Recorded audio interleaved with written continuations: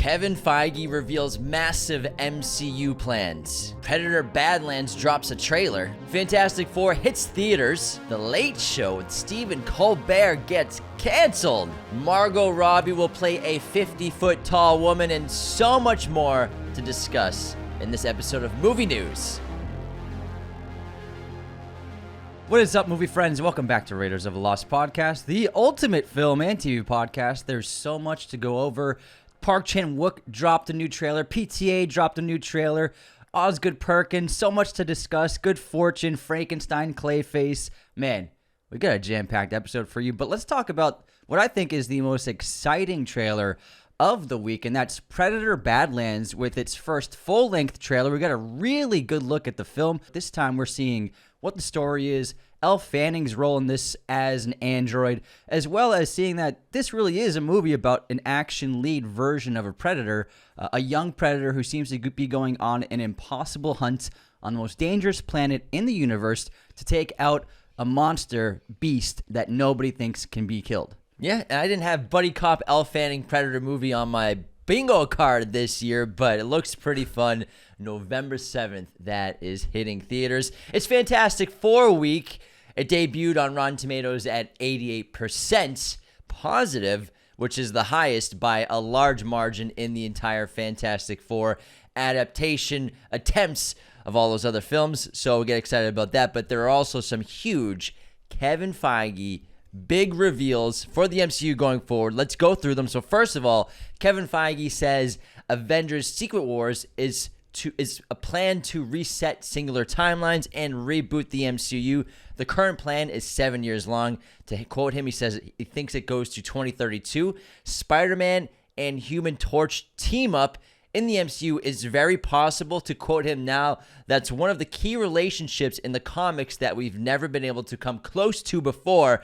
Now it's in the realm of a possibility. That sounds really exciting to me. Also, Joseph Quinn teased that. Oh, did he really? Joseph Quinn said he'd love to team up with Tom Holland's Spider-Man. So maybe they're laying the groundwork. Also, he says that they are in works on a Blade movie that they're happy with. It's set present day. To quote him, there's been 4 versions of Blade scripts, but they've finally settled on a modern day take. We didn't want to put a leather outfit on him and have him start killing vampires. That's all we want. Like, we want just Blade wearing leather killing vampires. We don't need a big story. That's all we need. I saw some comments. We made a post about it. I made a comment in IGN's Instagram. I mean, we got like thousands of likes and some comments. And some guy said, "Don't you want them to make sure they get it right?" And I'm like, you don't need 5 years to get it right. 5 years is insane. Like, we're not asking for much. Like, it's just. Simplify it. The new Spider-Man movie in less than a year. They're already filming that. Yeah, exactly. In August. They're overthinking it, and it doesn't take 5 years to come up with a good movie at the end of the day. It doesn't. So, Not for a vampire hunter. It's been also, I love the original Blade. Yeah, it's very simple. Just do that. A little twist, something new. Very simple. It's all we need. Spider-Man Brand New Day is a street-level story. He'll be fighting street-level crime, dedicated to saving the city and dealing with, for lack of a better word, smaller crime, as opposed to world-ending events. Starts filming August 1st. I like the sounds of that. Let's get back to the world's not going to blow up and Spider-Man has to team up with a bunch of Avengers. Spider-Man, I like the idea of him by himself as terms of the only hero in the city, fighting crime, fighting a big bad. Let's do it. That's all we need. I mean, yeah, the first Spider-Man film, it's Green Goblin creating the conflict of literally just a carriage full of students and then MJ. Those are the stakes in the first Spider-Man movie, and you feel that more than a lot of the gigantic universe-ending, globe-ending events that happen in so many superhero movies now. Keep it small. That one works really well. If you think about it, it's very small stakes compared to what we're used to. I mean, Doc Ock is going to destroy the entire city. I said Spider-Man 1. Oh, okay. Spider-Man. You said the train thing. That's Spider-Man 2. No, the carriage of kids and MJ. Oh, I was on the you bridge. Did the arm thing, so I thought you were talking about he's the literally train. No. Spider-Man 1 with Goblin. That's why I said Green Goblin. Who's not in Spider-Man 2, if you remember correctly. Doc Ock, obviously city-ending stakes, but the first film works really well because it's so small. It's personal. I took that personally. Also, Marvel was already planning to shift from Kang to Doctor Doom before Jonathan Majors was fired and cut from the studio and from the film. To quote Kevin Feige, I had started talking with Robert about this audacious idea for Doctor Doom before Ant-Man 3 even came out. So apparently they were going to move away from Kang anyways, but I guess I kind of feel that I believe him there because it wasn't a popular movie. Ant-Man 3 was not a popular movie. People did not enjoy it, and so I can see the idea of like maybe this didn't work. Let's start thinking about something else. It seemed like they were building him up to be really big. I mean, the end of Ant-Man 3 was No, like but I'm talking about the reaction though. I get it. Yeah, I get it. But also, I mean, when Ant-Man can almost beat you in a fist fight, you're not that strong of a villain. Not gonna lie. Yeah. Different realm, you know. And finally, last bit of big Marvel news: Jake Schreier, the director behind the Thunderbolts film, has officially signed on to direct X-Men, the first X-Men movie in the MCU, and I'm very happy that they're keeping the title X-Men and not going to mutants. I know there's discussions about that a few years back where they were going to start calling the X-Men mutants and change the names up, but keep it to what it is. The brand is fantastic and so loved, and I think X-Men's going to kick ass. I mean, X-Men, it has the most potential to be the most exciting new aspect to the MCU, I think, going forward, now that Fox is done with it. Seeing what Marvel does with it, I think that the future of the MCU definitely lies on the groundwork of what they build with the new X-Men. Whoever they're going to be, if they're bringing back old characters, if they're making new characters, we'll see what happens, but I think it's a very important property for them. And, you know, this means that we're going to get a bunch of new casting soon. I mean, they're going to probably recast Wolverine, Cyclops, Jean Grey, Storm. I'm super excited. Rogue. So I'm really excited to see these new characters, new versions that we grew up with, the early versions of superhero movies in the 2000s. And I'm all for it. Let's get some new people in there, some fresh blood, a bunch of young, hot people. You know, they're just going to cast super attractive peeps, and it's going to be a good time. Not that they weren't very attractive before, but I'm all for a complete reset. Yeah, I'm fine with hit the reset button. It's started working well for the DC already with one film out. Like, let's just, you know, start fresh after Downey brings his mayhem, and then we'll just take it from there for the next 40 years. Wolverine's going to be tough, though. That's the... People are... Do you know what the fan casting is for Wolverine? I know people have always said Radcliffe. No, well, the new one is Jeremy Allen White. Does he... Have I ever seen him with a beard? Excuse me, with a beard? No, I've never seen him with a beard. I feel like... Well, I guess Logan doesn't need a beard, or... Get the mutton chops. That's all you need. I don't know if he fits... No. Wolverine for me. I don't know. Dark his hair up. He's short and he can be... I guess if he gets... Yeah, he like comic book accurate height. Well, not completely comic book accurate, but like cinematic accurate height. Yeah. We'll see. We'll see what He's got that rage in him, man. Hands! The hands! Because I fuck up my expo line! All right, let's talk about some trailers. Paul Thomas Anderson's new film, One Battle After Another, dropped what looks to be their final trailer. This is pretty extensive, goes way more into the story. We got more Sean Penn in this film, as well as this film really highlights DiCaprio's character. The trailer. Yeah, sorry, this trailer. The first one... I hope the film highlights his character. The first one, released a couple months ago, it seemed to show the sprawling epic and the background of the story, but this one, it's mostly Leo. I think it looks hilarious, unhinged, really out there, and a lot of fun. And the visuals with the beautiful cinematography, they double down on the humor. Benicio looks outstanding in this film, and I can't wait to see this. I hope people get excited. They need to get some traction online. This is a huge budget, so this film needs to make a good amount of money, but I think Warner Brothers has a really cool movie on their hands, and I hope people go see this one. Scope is massive. I mean, some shots like inside helicopters flying around, and it looks really great. And Leo with PTA teaming up, it's going to feel like a match made in heaven because they've never worked together before. So I'm so excited about that. And he looks hysterical. The guy is probably the best out there right now. He's one of the best of all time. He's getting arrested by the cops, and they ask what his last name is. He says, Batman. I didn't watch the full trailer because I don't want to spoil it. As soon as I saw Sean Penn, I'm like, oh, I'm scrolling away. I also did not know or see that Park Chan-wook dropped a trailer for No Other Choice. I know there's a new poster for it, but the master filmmaker is back with his new film.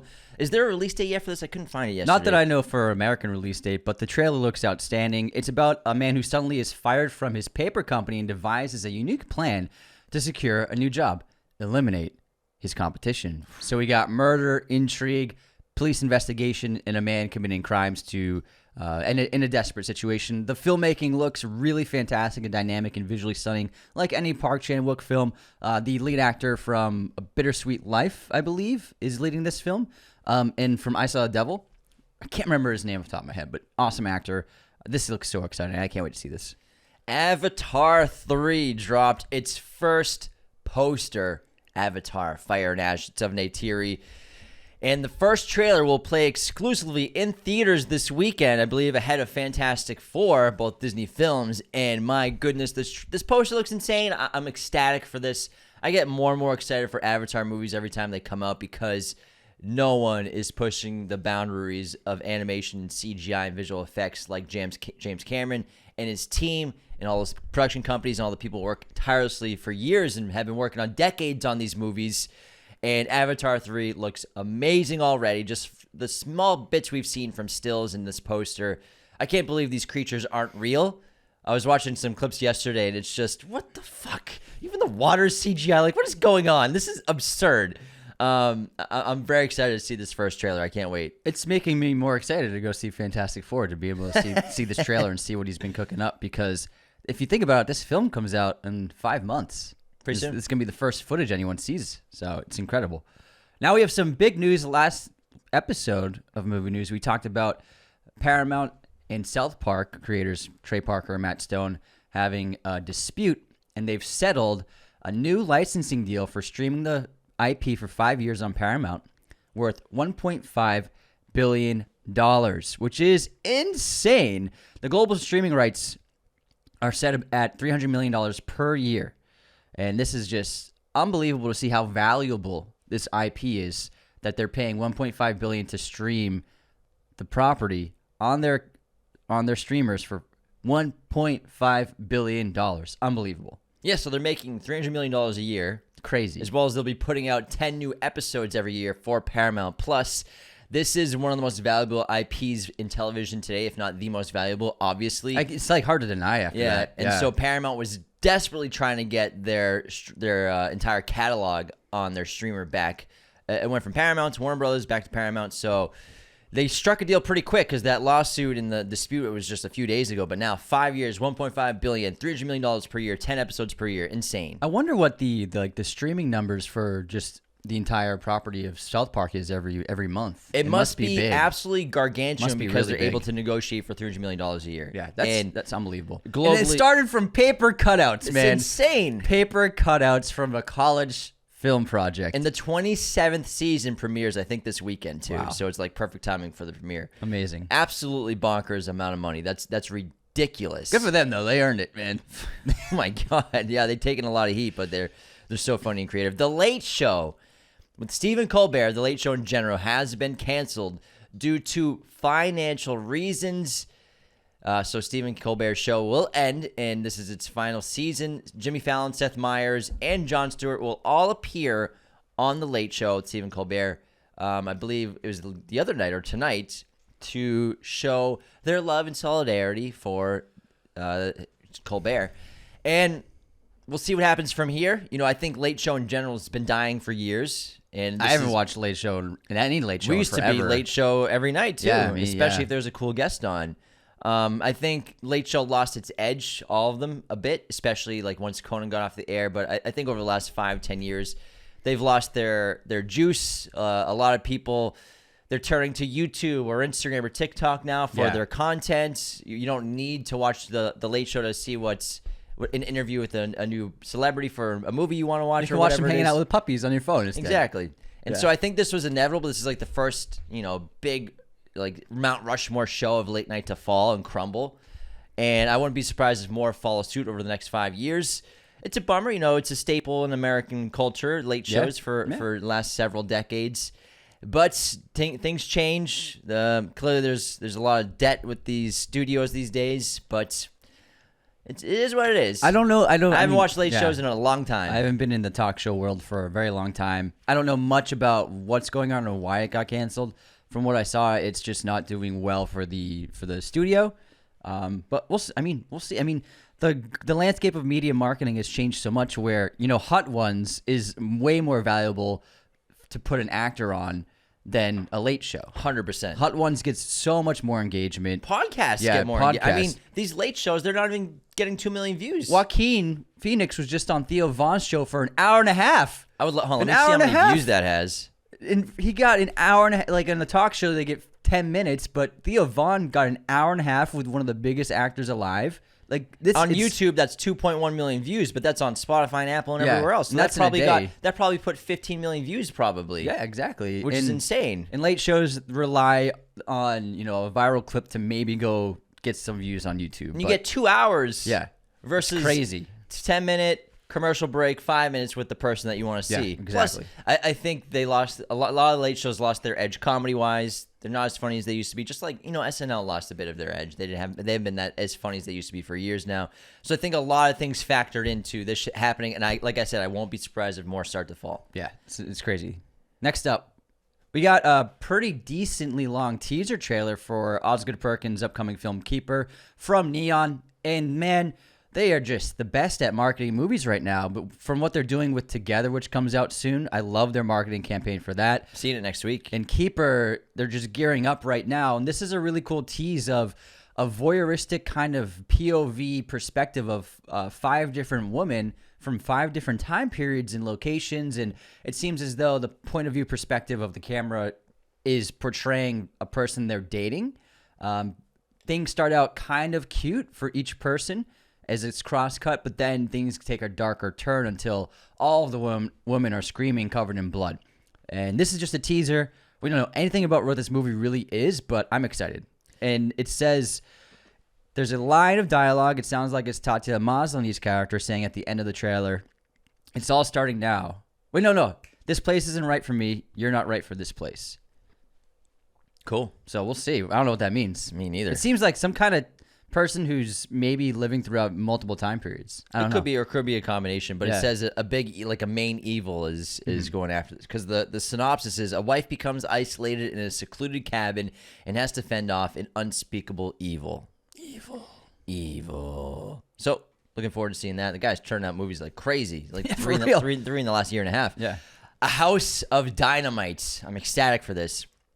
We got our first look at Catherine Bigelow's upcoming film starring Idris Elba, Greta Lee, Gabriel Basso, Moses Ingram, Anthony Ramos, and Rebecca Ferguson. It follows how the White House reacts in real time to missiles headed for America. Releases October 24th on Netflix. Expected trailer next week now. I'm excited. Catherine Bigelow's a brilliant filmmaker, and she's great at tackling political films and stories. That's kind of her bread and butter. And whether it's wartime or obviously reacting to potential war here, I'm excited to see this interesting perspective of this rare situation. We got the second, and it looks like the full-length trailer for Good Fortune. Looks funny, man. Yeah, Aziz Ansari's new film. Seth Rogen, Keanu Reeves, Aziz Ansari, Sandra Oh, Kiki Palmer star in this film, which is a throwback to like the Angel movie, where an angel comes down from heaven to help someone. But also, what I didn't realize until this trailer revealed, it's also got a Trading Places vibe, where Aziz Ansari trades places with Seth Rogen's very successful character. Seth's own dressing. Seth Rogen's very successful character, thanks to his guardian angel who wants to show him that fame and success doesn't bring you happiness. So just like the Eddie Murphy, Dan Aykroyd Trading Places film, the men swap lives.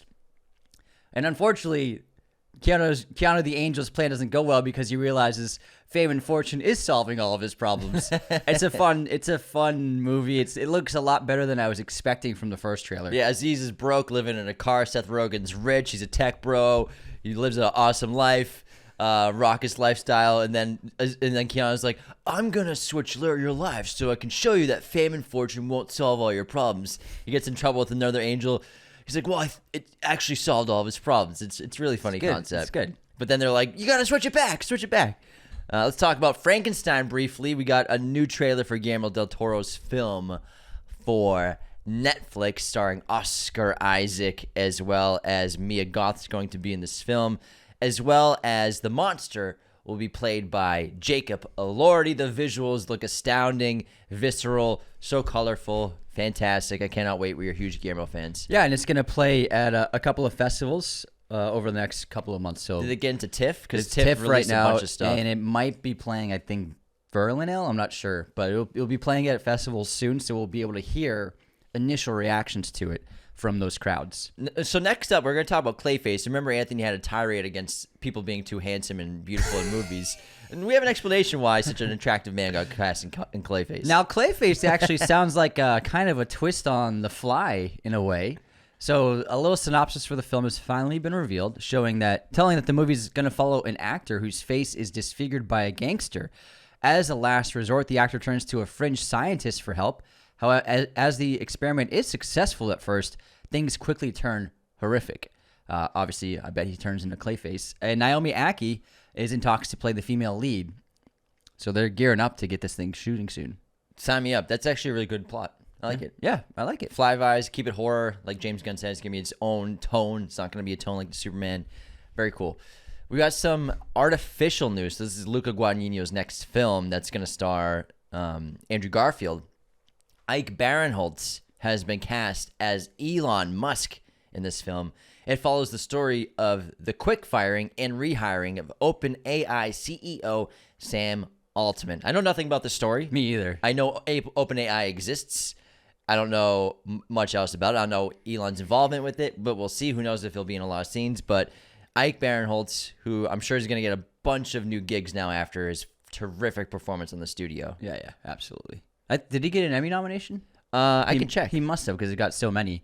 Next up, we got a first look image at Chris Evans in the new film Sacrifice with an absolutely stacked cast. He's co-starring with Anya Taylor-Joy, Salma Hayek. Yeah, you're in an Emmy nomination. That's great for him. Mbika Mahmood, John Malkovich, and Charlie XCX. The film follows a failing movie star who tries to get back into the spotlight at a charity gala but gets upstaged and kidnapped by radical warriors. Sounds like a lot of fun. And the image is Chris Evans in character being photographed by paparazzi at whatever this gala event is. Next up, we got some pretty cool news for you Harry Potter fans out there. Goblet of Fire is getting re-released in theaters for its 20th anniversary. Oh my God, I feel old. This will be hitting theaters again on September 1st. 20 years, man. Oh, man. Where's the time go? Fucking A. Fucking hell. Fucking A, man. Well, it's cool. If they keep doing this, we'll get the new anniversary, the 20th anniversary of every movie for the next 5 years. Going out, yeah.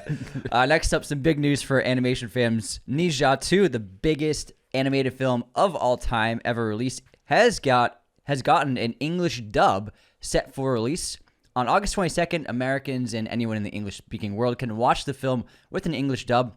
The cast involves Michelle Yeoh, Alex Lee, Damian Haas, among others, who have joined this cast of, again, the most successful animated film ever made. I saw a trailer for the first time in theaters the other day. It looks fucking sick. It's like a lot of fun. It looks really cool. Yeah.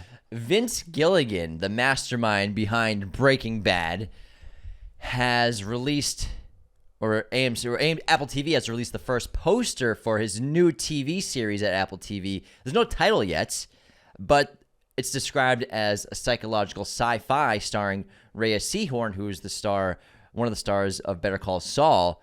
Coming soon, there's a log line, happiness is contagious. In the image, it's just a yellow poster with this little kind of petri dish with this yellow substance where a smiley face has been drawn into it with a Q-tip, almost sort of like a makeup consistency. I don't know what to make of it, but there's no title again, and it's just a pretty fun tease. Let him cook. Let him cook, Ain't baby. no blue crystals this time.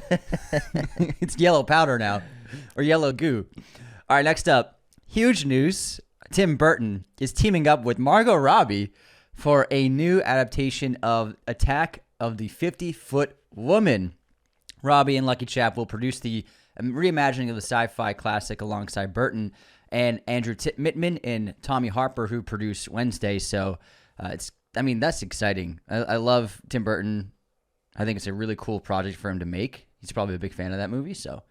And also, Margot already played the 50-Foot Woman in Barbie. Yeah, and Lucky Chap is her production company. Correct.